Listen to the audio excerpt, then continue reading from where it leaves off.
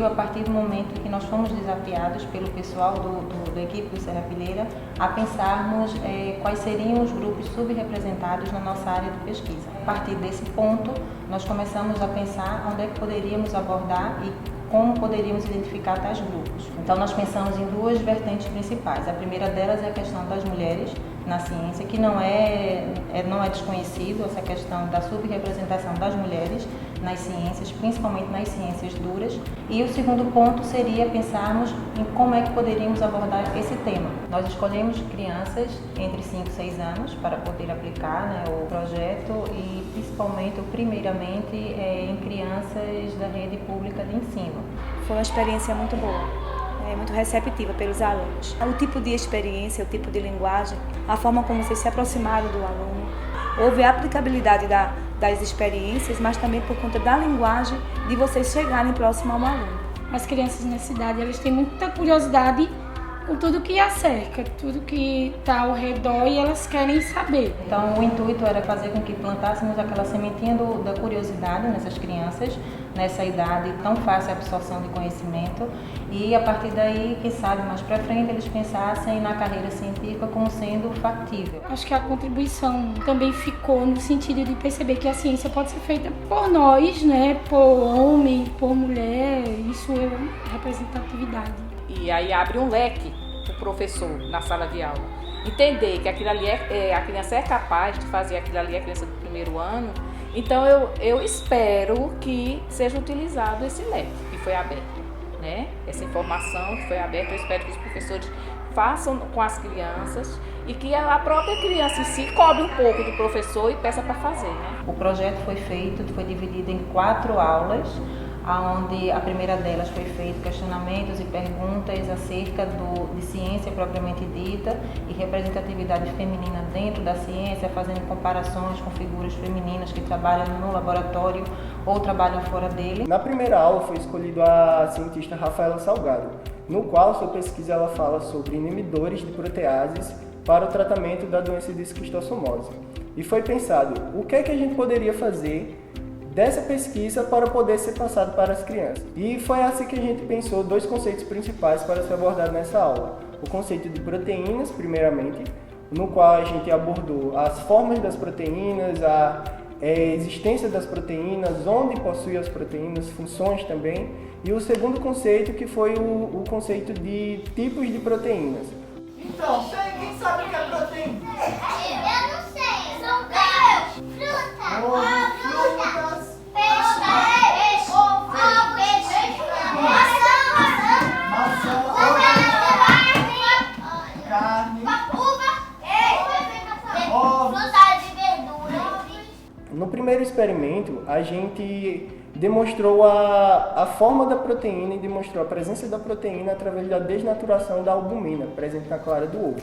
E usando o agente que desnaturou, o álcool etílico, a gente, ao colocar ele sobre a clara de cor transparente passou para a cor branca, demonstrando assim a presença da albumina e também a desnaturação dessa proteína.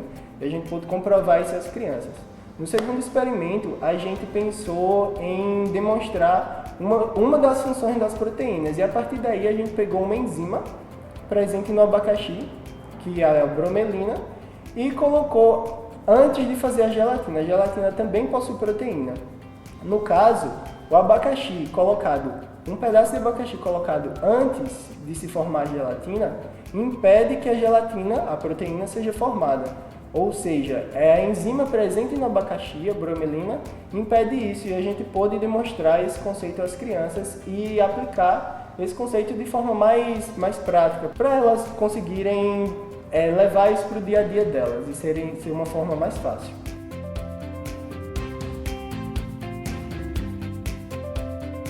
Na aula de hoje a gente traz alguns conceitos. O primeiro deles é fluorescência, emissão de luz a partir de materiais sintéticos ou da natureza. O segundo conceito que a gente aborda é o conceito de material sólido. E esse material sólido é feito de átomos, então a gente traz isso dentro também desse conceito. Todas as coisas do mundo são feitas de uma coisa bem pequenininha. E se eu pegar qualquer coisa e dividir enxergar mais até chegar a última coisa. Alguém sabe o nome dessa última coisa? Não. Não, é mais ainda. Um grão de Pense numa coisa pequena, é bem menor. poeira. Não, é muito menor que poeira. Porque o ar, você enxerga o ar, Não. mas ele tá lá, ó, ele tem força, ele bate no seu cabelo. Areia. Não. Areia miudinha. São todas as coisas do nosso redor, da nossa natureza, da nossa sala, da nossa cozinha, da nossa praia, tudo dá para dividir até a última partezinha. E essa última partezinha a gente chama de átomo. Átomo. Posteriormente, a gente mostra que os materiais sólidos com átomos organizados são cristais. E aí a gente traz cristais para a aula, eles brincam com os cristais e verificam que tem cristais na cozinha, sal e açúcar. E eles trabalham o conceito de tamanho dos cristais, destruindo esses cristais, amassando eles. E ao amassar, eles veem que o cristal diminui de tamanho. E aí a gente traz o conceito de nanocristal com a ajuda de um microscópio. A definição de microscópio a gente traz com uma lupa que aumenta, então eles têm o conceito de aumento de tamanho, da ajuda do aumento do tamanho do material com lente, e aí no microscópio a gente tem o conjunto de lentes que faz aparecer melhor o material. E por fim, a gente traz o conceito de cristais tão pequenos, que a gente não consegue enxergar, nanocristais. E quando esse cristal fica tão pequeno, a gente pode chamar ele de um ponto. E uma classe bem específica de compostos que, ao ficar bem pequenininho como um nanocristal, ele apresenta fluorescência. E aí a gente resgata aquela definição de fluorescência inicial, emissão de luz, e aí a gente mostra, faz uma correlação com esse tipo de materiais. À medida que muda o tamanho, muda também a coloração da emissão de luz do material. E eles fazem isso através de uma atividade lúdica também, e a gente posteriormente apresenta através da fluorescência. Num ambiente mais escuro, eles conseguem enxergar a fluorescência desses materiais.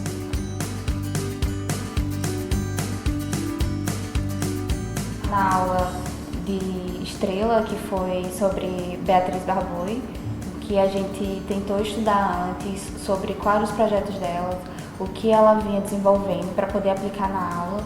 Daí a gente decidiu então fazer uma aula simples no começo para eles ir trazendo os conceitos e conseguir pegar no final tudo que a gente queria demonstrar. Então inicialmente na aula a gente trabalhou com o tamanho, perguntou para eles qual era a maior coisa que eles já tinham visto. Vocês sabem qual o tamanho da Terra? Gigante. É muito grande, né?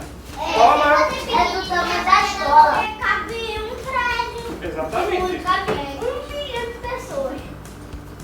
Mais de 100 mil. Mais de 1 milhão. Agora, sabe quantas pessoas a gente tem na Terra hoje? Mais de 7 bilhões de pessoas. É, muita. É mais de milhão. Isso, muito mais. Alguém conhece esse daqui? O Sol. O Sol parece lava. É o fogo.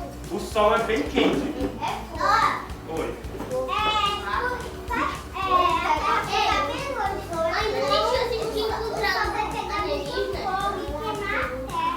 Aí, não tem tempo ainda. Trabalhando isso para eles terem noção de tamanho, junto com o sistema solar também. E aí a gente fez uma atividade em que pegou várias bolinhas de alumínio e foi comparando com o Sol. E aí foi comparando o tamanho, tendo então esse tamanho, a gente partiu para explicar quem era a Beatriz, para mostrar ela e mostrar a mulher, mostrar que mulher também pode fazer ciência, mulher brasileira pode fazer ciência. E aí tentou aplicar de um modo bem simples, já que eram crianças, de uma maneira em que eles conseguissem entender, na verdade, como a gente pode classificar uma estrela. E aí, para classificar a estrela, a gente vê então a luminosidade e vê a cor, que é relacionada com a temperatura. Então a gente fez um experimento para eles comparar tanto a luminosidade para ver se a estrela é grande, se a estrela é pequena, como também a cor, que é para ver se a temperatura é mais baixa ou a temperatura mais alta. e aí conseguir classificar. Conseguindo classificar, eles conseguem então ter a noção mais ou menos de como é o trabalho dela.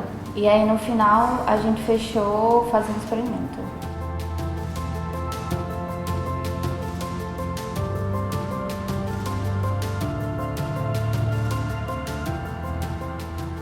No último dia, nós fizemos duas coisas. Uma delas foi lançar um problema. O problema que nós abordamos foi, tínhamos sal de cozinha, colocamos na água, dissolvemos aquele sal e agora a pergunta era como vamos fazer para poder resgatar o sal que desapareceu na água.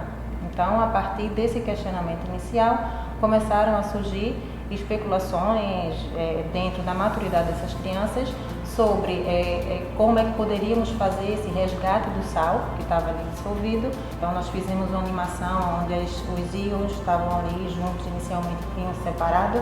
Então antes mesmo de mostrar, algumas crianças inclusive questionaram essa questão, disse, olha, estão lá se separando por quê? Como é que se juntam, como é que se separam tais íons, quais são as forças que estão envolvidas na construção, na formação de uma estrutura cristalina, por exemplo. Então lançamos o problema e no final das contas chegou-se à solução, onde algumas delas sugeriram, por exemplo, evaporar a água para poder ter o sal de volta. Então, depois disso aí, fizemos um questionário com algumas questões que estavam relacionadas aos experimentos abordados e que nós vimos foi realmente que para algumas crianças, a volta de 40% das crianças que assistiram todos os experimentos, nós realmente conseguimos colocar ali aquela tal sementinha que foi dita, né, de início, que seria a questão da sementinha da curiosidade e do raciocínio científico propriamente dito. A gente fez as experiências de proteínas, a gente fez experiências de diamantes, de planetas. Tem várias estrelas de tantos tipos que não dá para saber direito qual que é a favorita. Eu gostei mais foi a dos planetas, porque tinha um monte de coisas explicando e foi muito legal. E eu também gostei de fluorescência, porque foi bem bonito. Sobre o cristal, sobre experiência, sobre o açúcar, o sal. Eu gostei da aula, foi legal, aprendi a fazer experiência, ganhei ainda e também aprendi como tirar o sal. É assim, você pega um copinho, alguma coisa, bota o sal, mexe, bota no fogão, aí a água fica saindo, aí só fica o sal. Aí você vai ter o sal de volta. Eu quero ser uma cientista e muitas outras coisas. Minha vida toda eu queria ser ciência. Eu gostaria de ser uma cientista. Espero que daqui para frente consigamos desenvolver mais e mais experimentos voltados para essa área e espero que no futuro nós consigamos mudar a vida de pelo menos algumas dessas crianças com informação de qualidade, né, mostrando, desmistificando a questão da mulher na ciência, mostrar que realmente é possível as mulheres estarem ali na física, na química, enfim, nessas ciências que, no princípio, não são tão frequentadas, digamos assim, por mulheres. E estamos muito felizes aí com o resultado.